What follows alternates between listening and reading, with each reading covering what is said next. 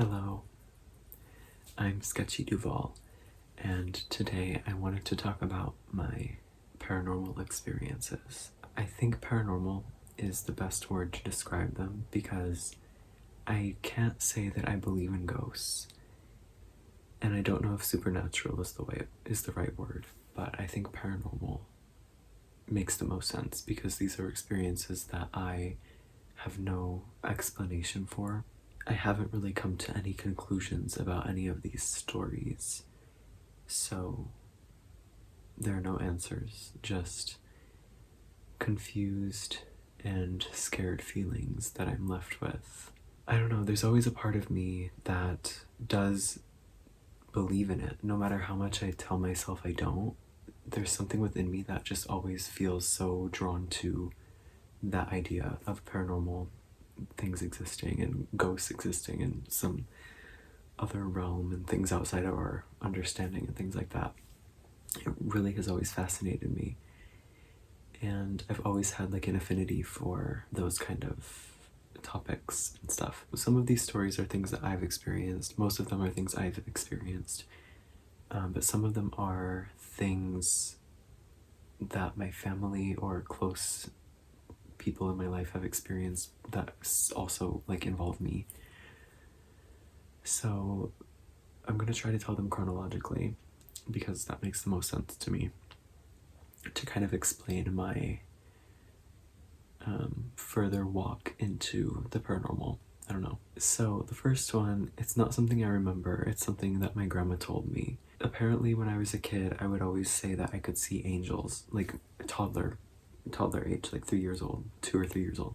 I would say that I could see angels, and I don't really know what I meant by that. I have no memory of anything I supposedly saw, and I've never asked my grandma for more details about it. I don't know if these were in dreams or something, but I think I saw things in my dreams or somewhere, and I didn't know how to distinguish between those and reality, maybe. So anyway, this first story, I was like 2 or 3 years old, very young, with my grandma, and one day she was going through family photos in a photo album or something. I think she was sorting the photos into the photo album, so she was like having them spread out and whatever and just going through. And I was with her while she was doing that, and we get to this one picture of some great aunt of mine or something. I don't know. I don't really know who she was. But we get to that picture and I start freaking out. Like, I'm so scared. And my grandma's like, "What? What's wrong?" I'm like, "What's going on?" And I pointed to the woman in the picture and I said, "That's the woman with the red eyes." And I don't know who this woman was, and she had died before I was even born, so I had never met her, and I don't think I'd ever seen pictures of her like in a way where they're like, "Oh, this is your great aunt," whatever. I never met her. So how did I recognize her as the woman with the red eyes? Don't know. So now we're moving on to things I do remember. One of the first like formative, or I guess formative experiences, honestly, it was this paranormal experience I had when I was 7 or 8 years old. I was very young as a child. And at this time, I mean, I was always into sort of spooky stuff. Like, I was into Scooby-Doo. And I think Scooby-Doo is like a gateway for children to get into horror. So I guess that's just to say that I was always kind of open to the idea of ghosts and monsters and things like that. I always thought it was kind of cool. So this first experience that I remember, at this time, we were living in a house where my bedroom was on the front end of the house. Like, if we're talking about from the front door, my bedroom was nearest to the front door. My parents' bedroom was down at the other end of the hallway, and there was one room in between us. So it's not like we were next to each other or anything. And At this time, I was an only child. My brother had not been born yet. And yeah, I was asleep in my bed. So my bed at this time was a loft bed. I had this bed from maybe like 7 years old until I was maybe 15, I think. And it was raised up on these black metal bars, and my bed was up here, and underneath it was open with a desk attached to like the frame of the loft bed underneath. And my bed on the top, there was like a few inches between my mattress and then the top of the railing, you know? So like my mattress was here, and then the railing extended like up, like at this height, you know? And it was like a metal railing, like a black rod. So I woke up one night in the middle of the night. The railing is like this, and there's a hand wrapped around the railing of the bed like this, like a white pale hand just holding on to the railing of my bed. And I think my TV was on, because as a kid I always slept with the TV on because I was kind of scared of the dark. So I think my TV was on, and that's how I could see the hand clearly, because the TV was like lighting up my room. So I saw the hand, and I saw that it was pale white. So I knew it couldn't be a shadow. And instantly my mind went to someone broke into the house and they're waiting under my bed. They're torturing me, trying to scare me as much as they can, and then they're gonna kill me. I always thought about stuff like that. I've always been really scared of like home invasion type stuff. So I would always have fears about like waking up in the middle of the night and someone had broken in. Like, oh my god, I would think about that every night before bed. And sometimes my dad would sleep in the living room, like on the couch, and I would always imagine like, oh my god, if someone breaks in and my dad doesn't wake up quick enough, like he's gonna die. Anyway, so I was convinced someone had finally fulfilled my fear and broken into the house and was waiting under my bed to kill me. And my bedroom door was closed because I always slept with the door closed as well, because I was scared of the dark, so I didn't want to see out into the dark hallway. So my door was still closed, but this person was in my room. I'm sitting there for however long, it felt like such a long time, just staring at this hand on my bed. The hand didn't move and I didn't move. And I'm like, okay, what can I do? I'm trapped up here. I can't go anywhere. The only way I can get out of this is to go down my ladder. But to do that, I'd have to like make the person under my bed aware that I'm awake and they can see my feet coming down the ladder. Like, there's no way out of this. And I don't know why I didn't think to call to my parents. It truly didn't cross my mind. So I'm just sitting there and I'm like, what can I do? After staring at this hand for a while, I decided, okay, I'm gonna touch it and see what happens. I don't know what I expected. Like, if this was a real person, wouldn't that just trigger them to like come up and kill me? I don't know what I was thinking, but I was like, I have to touch the hand.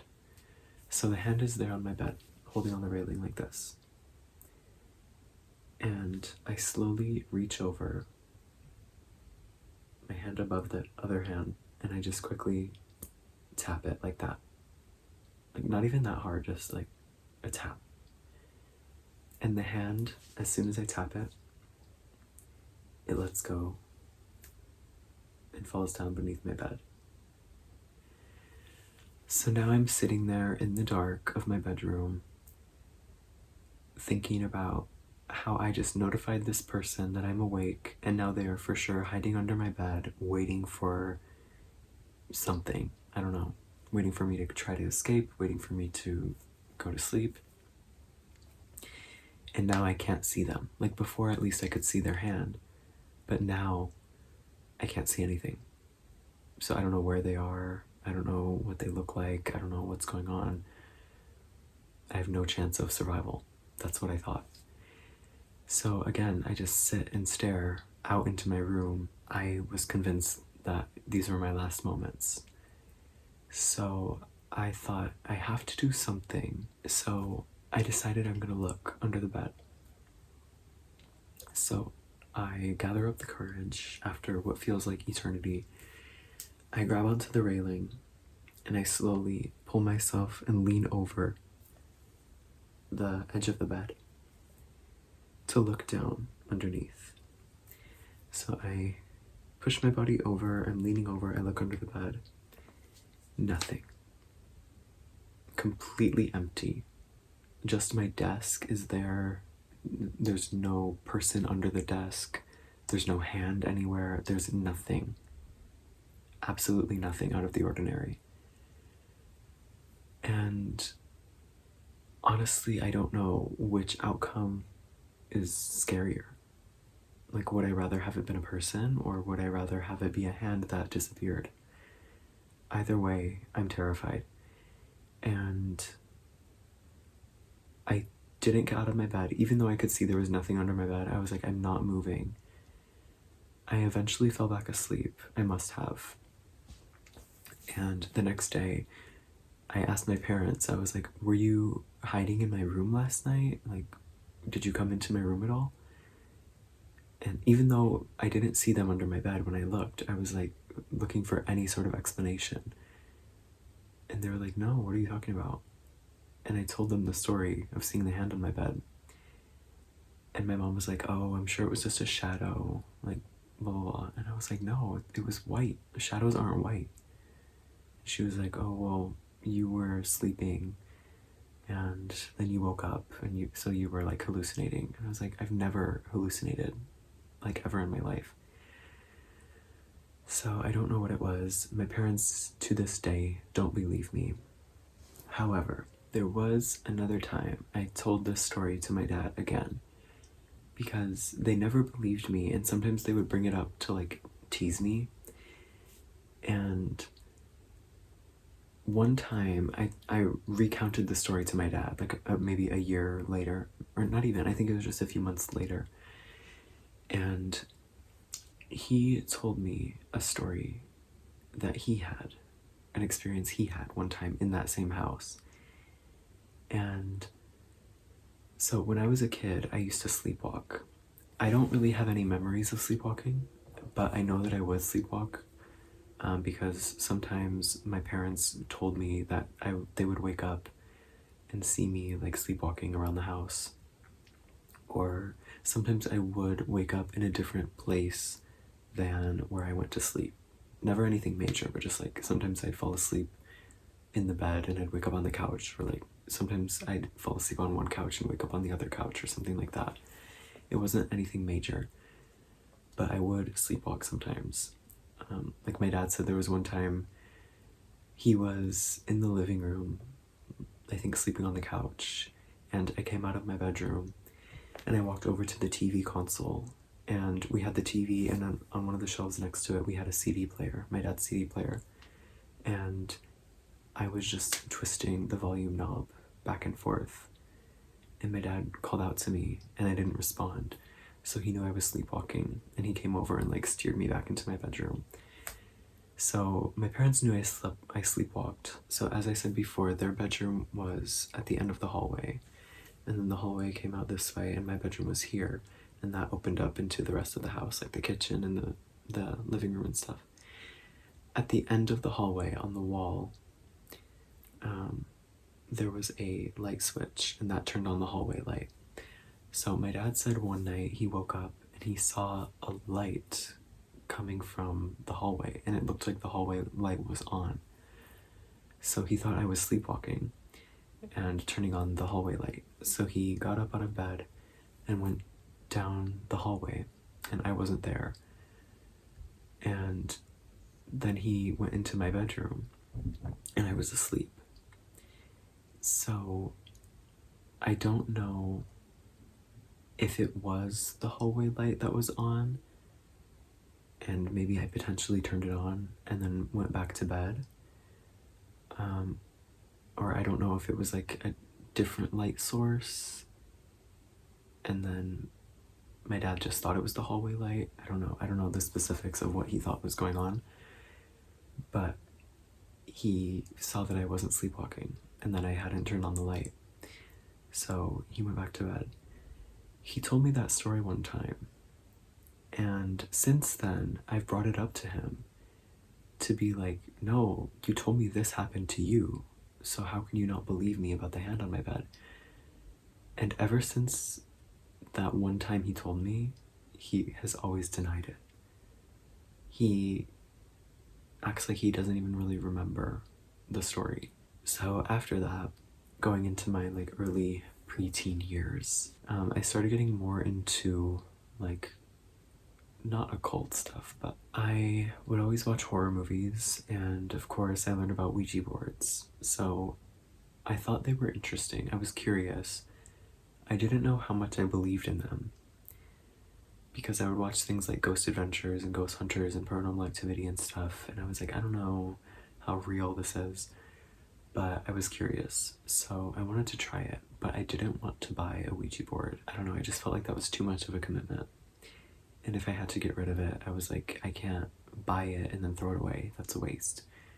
So one day when I was home alone, I took a piece of cardboard, I wrote out the alphabet and the yes, no, hello, goodbye, and I made a cardboard planchette as well.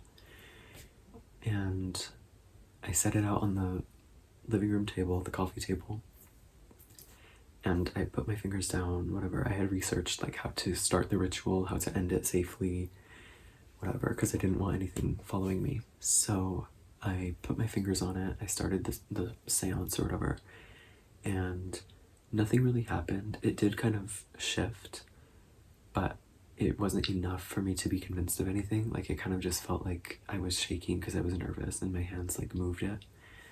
So I ultimately just said, okay, thank you for your time, goodbye. And I don't know if I did like the circle thing or whatever, but I said goodbye. I thought I closed the circle safely, whatever. But I didn't want to throw away the Ouija board because I didn't want my parents to know that I had been using one. And so I put it in my closet. I just shoved it between some of my sketchbooks or whatever, and I left it there. And after that point, I started to feel like there was something in my closet. I just felt energy in there. And my closet wasn't even big. It was a pretty small closet, honestly. So there wasn't much room for anything to be in there, you know, but I mean, it's energy, whatever. So I just felt like there was some dark energy in there, which maybe could have been me being scared about the fact that I knew there was a Ouija board in there. But I don't know, that's what I felt. After that point, a few things happened. This is kind of the bulk of my experiences, like a lot of things happening in rapid succession.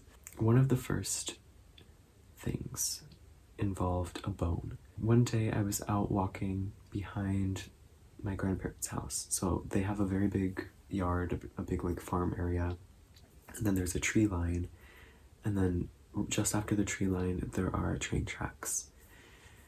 And I was walking along these train tracks with my friend, and we were walking a little further than I had ever ventured before because I was always scared to walk on them alone, just because, I don't know, I always got like a creepy feeling like someone was watching me in the woods. And so we were venturing down towards like the control house or whatever. There was like a little shed that had like control panels and stuff inside for the railroad, and we were walking down towards there. And as we were walking, I saw a bone like amongst the rocks of the train tracks, and I don't know what kind of bone it was, but I thought it was cool, so I picked it up and I just started like I just started walking with it and like carrying it with me. And at one point my friend was like, can you please get rid of that because it's creeping me out? And I was like, fine, okay. So I threw it into the river on the side of the train tracks. One day, maybe a few months later, maybe a year later, I don't know, I was cleaning out my room. It must have been spring. And in my closet, I had like all my winter stuff, like my winter coats and whatever. So I was clearing all that out. And I reached into the pocket of one of my winter coats and I felt something and I pulled out a bone. I don't know if this is the same bone that I thought I threw into the river, but at the time I made that connection in my mind that this is the same bone that I was carrying, and my friend told me to throw it, and somehow it made its way back into my life through some ghostly connection. Like, I thought maybe it was a cursed spirit that brought it back to me because I touched it. I don't know. That's just what I felt at the time. I don't even know why my mind went there, because this was not immediately after. This was months or maybe up to a year after that experience, walking with my friend on the train tracks and finding the bone. But immediately when I took it out of my jacket pocket, I was like, this is the bone. So that really freaked me out, but I didn't know what to do with it. So I put the bone back in my closet and just left it there. Nothing happened with the bone after that, but things still happened regarding my bedroom and my closet and my belongings. One of the next things was my younger brother was born at this time. He was maybe 4 years old or something, 5, something like that. And he really liked Toy Story, so he had a doll of Woody from Toy Story. And it was one of the ones where, like, it was like to scale of the size that he would be in real life or whatever. And you would pull the cord on his back, you would pull the string on his back, and he would say his sayings.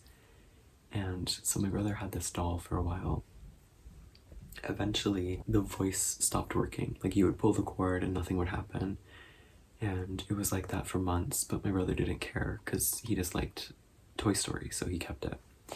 Until eventually, he somehow ripped the head from the body. It was like a plastic head and like a cloth body. So I was like, okay, give it to me and I will fix it, because I was really into like crafting and sewing and stuff. So I had like super glue and sewing needles and whatever. I had that. All my craft stuff was in my closet. So I took the Woody doll and I put it with my craft stuff in my closet and I just left it there. And I was gonna fix it like the next day or something. So as I'm going to bed that night, I have to walk by my closet to get into my bed. My bed was this way, like in my bedroom. My closet door, here, we'll put it like this. My bedroom was here and my closet door was here along this wall, and there was like a little walkway. And I had to like walk to go up into my bed. And I'm getting ready for bed and I'm about to go up the ladder to my loft bed. Just as I take a step in front of my closet, the Woody doll starts talking. Like one of his sayings went off just immediately as soon as I walked by the closet. And it freaked me the hell out, because this doll had not spoken for months. Like, it was silent. You would pull the cord and nothing would happen. It was broken. Like, it wouldn't speak for months. It did not speak. And suddenly, as soon as I put it in my closet, and then I walk by my closet to go to bed, it starts talking. Honestly, talking about it now, that one might scare me more than the hand on my bed. I think I've thought about the hand on my bed so much that I'm like at peace with it or something. But the Woody doll talking, it's like, for some reason it feels malicious. It's like, I want you to know that I'm here. That's what it felt like to me. The hand on my bed just kind of felt like someone was maybe there, like a ghostly presence or something. And it was like, I'm here. And I think if I would have seen a whole person standing in my room, that would have scared me too much. So they thought, okay, I'm just gonna show you my hand to let you know I'm here, but I'm not gonna harm you. It honestly, it felt like benevolent. a little, the hand on the bed, the more I thought about it. But the doll talking felt so dark to me. Like the energy that I felt from the hand on my bed is not the same energy that I felt in my closet. I was attributing it all to the Ouija board. You know, I had the Ouija board, I had the bone, now Woody was talking. It really scared me. So I did not sleep in my bedroom that night. I don't think I even threw the Woody doll away that night because I was so scared. I didn't want to touch it.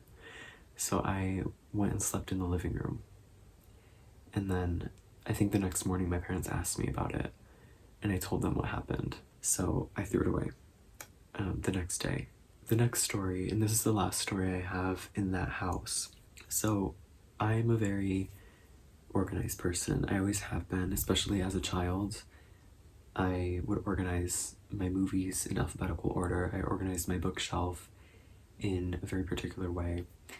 I had many books because I loved reading as a kid, and I had a bookshelf in my bedroom, and I would organize it particularly by like categories that only I knew. You know, it was like by author, by favorite, by size, by color, by vibe. You know, I had like mysteries, I had horror, I had classics, whatever. So they were all arranged a certain way on my bookshelf. And one night, after taking a shower, I was coming back to my bedroom and I opened my bedroom door and immediately I look at my bookshelf and the entire bookshelf is rearranged. Like not a single book is in the place where I had put it. And I know the order. It's not like one thing was moved and like I forgot where I put it or something. It was the entire bookshelf was rearranged from top to bottom in a way that I would not have done. And if I did do it, I would have remembered. And this terrified me because I was like, how does whatever this energy is have the power to physically move so many objects like that? And I was like, if it has the power to make Woody talk, and if it has the power to rearrange my bookshelf, I feel like it has the power to do harm to me. And this really scared me. So I waited for my family to go to bed that night, and I decided this is the last straw. I don't know why my bookshelf being rearranged was the last straw, but I guess I was that serious about my books. So I waited for my family to go to bed. I took out the Ouija board and the bone from my closet, and I quietly went out the front door and I walked to the edge of our front porch, I think, or like where the driveway started. And I took the bone and I just chucked it down the street, and I heard it clatter onto the road, and it like smashed. And then I took the Ouija board and put it in the trash bin, like the outdoor trash bin, you know, not the one inside because I didn't want my parents to see. I put it out in the big one. And then I went inside and I went back to bed. And after that, I did not experience anything else in that house.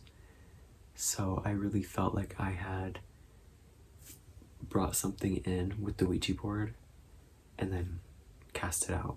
So after that point, I entered high school. And in high school, we moved to a new house. So in this new house, my bedroom was in the basement. And I knew my bedroom would be in the basement when we were moving in. And like before we moved in, we were like painting the house and stuff. So I'd been over there like checking out the house. And I never felt anything in the house. Like I didn't feel any sort of energy. Even though I was in the basement, you know, I would go down there sometimes at night and like check it out. I never felt like there was any sort of energy in there. However, there was one weird experience that I had in there. Actually, a few. Yeah, I guess a few. The first one was when I was in high school. So this basement bedroom of mine was very big. So I had my bed in one corner, and then in another corner of the room I had like a little living area set up with, I think, a sofa, a love seat, a recliner chair, and like a TV and stuff. Yeah, so that was all down there. Sometimes I would sleep on the couch because it was near my TV, and I like to watch TV to fall asleep. Even into my teenage years, I was still kind of like afraid of sleeping in the complete dark. So one night I had fallen asleep on the love seat because it directly like faced my TV, so I could watch it easily from that vantage point. So I fell asleep on the love seat. I woke up in the middle of the night and I was on the big sofa, completely naked, and my clothes were in a neat pile in the center of my floor. And maybe this was me sleepwalking, I don't know, but the fact that I was completely stripped naked and my clothes were not just strewn about, they were neatly piled in the center of my floor, that really scared me. I don't know what explanation, like I don't know what scares me about it, because like obviously I was probably sleepwalking, you know? Like if I wasn't sleepwalking, I don't even know what I think the other explanation might be, but it really freaks me out.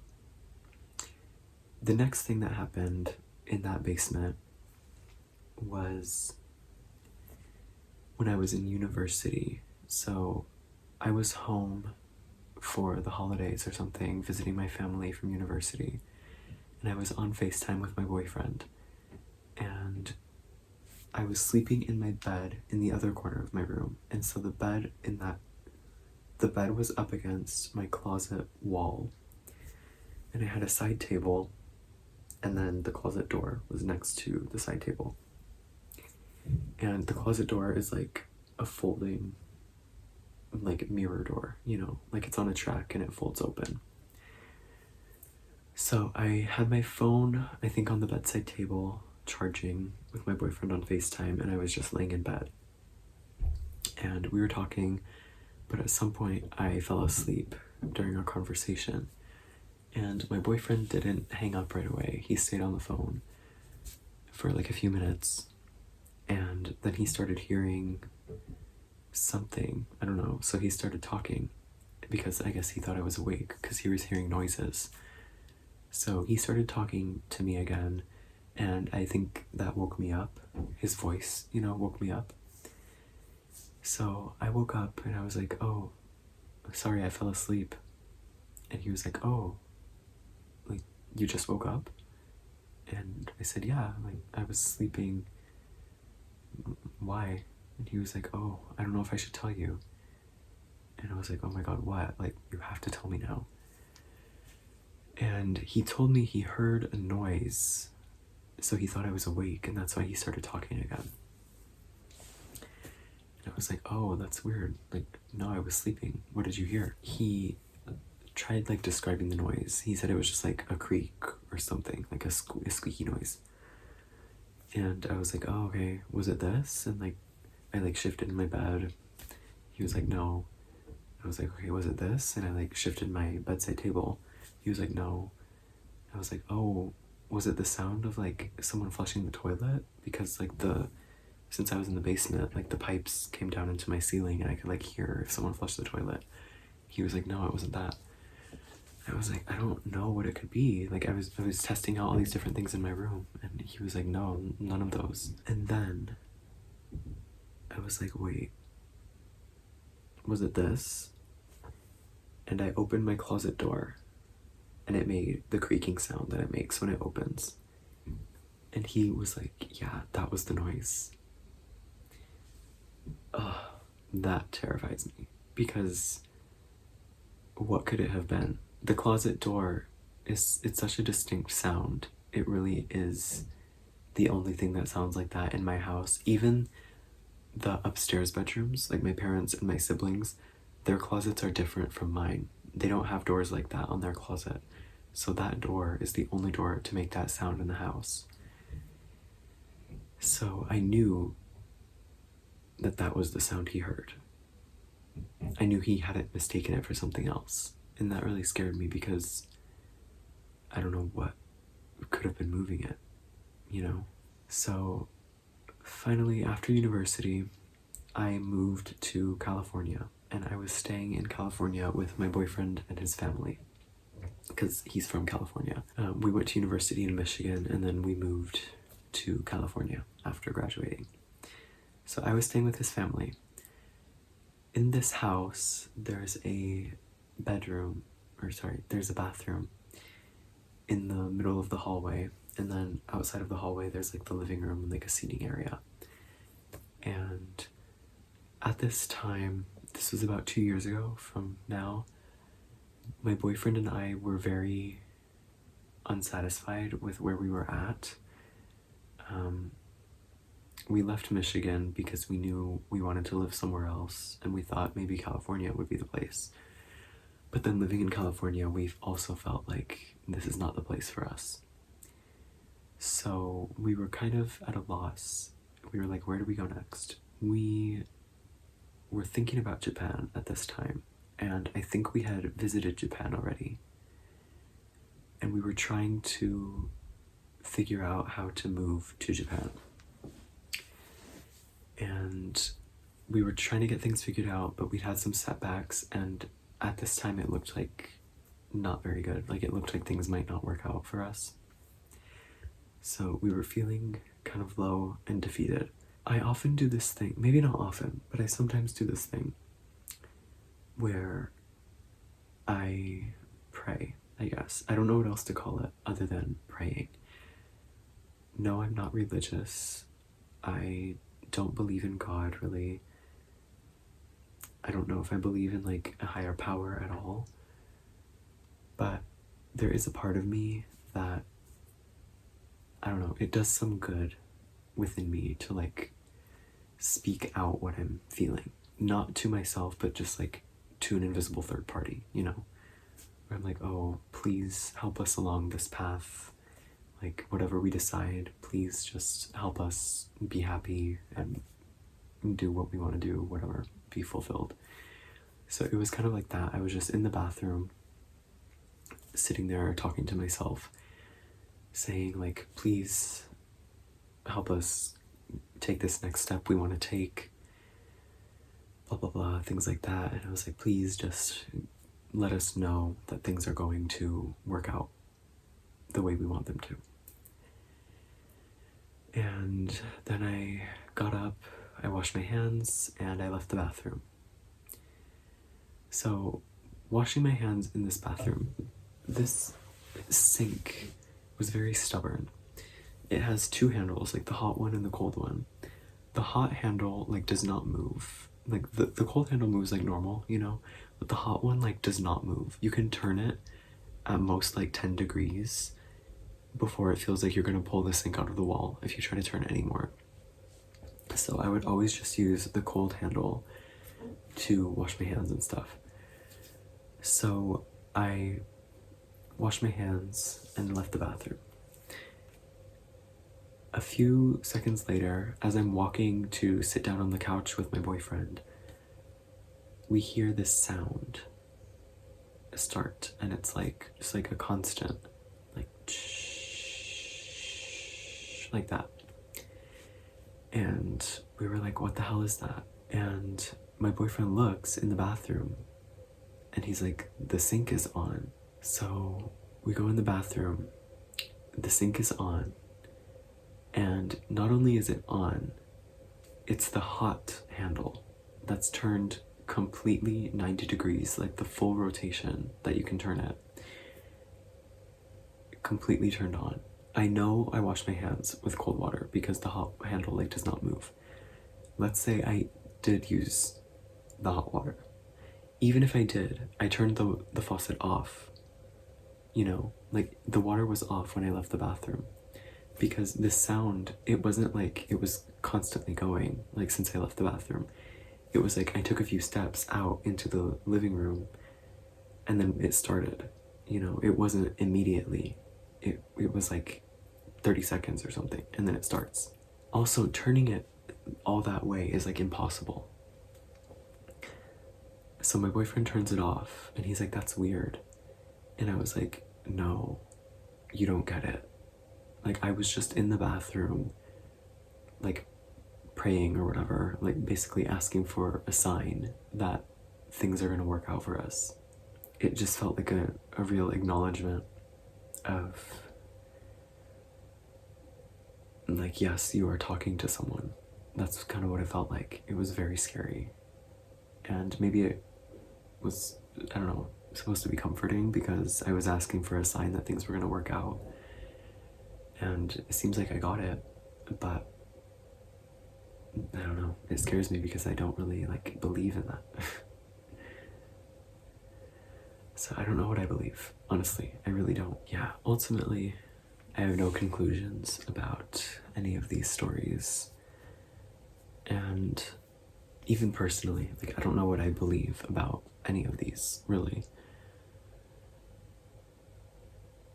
Very strange to me. And I don't think I will ever have answers to them. I don't know if I'm even looking for answers. I've just kind of accepted that these things happen to me. And I don't really need to know why or what. But they're experiences that I've had and they've stuck with me. So yeah, if you've had any similar experiences, I would love to hear about them. Please let me know, because I love hearing about these kind of stories. Kind of mundane almost, you know. It's nothing crazy that happened to me, but it's these like mundane things that we can't explain that really freak me out. So if you've had anything similar, I would really love to hear about it, honestly. So thank you for watching and for listening. And until next time, goodbye.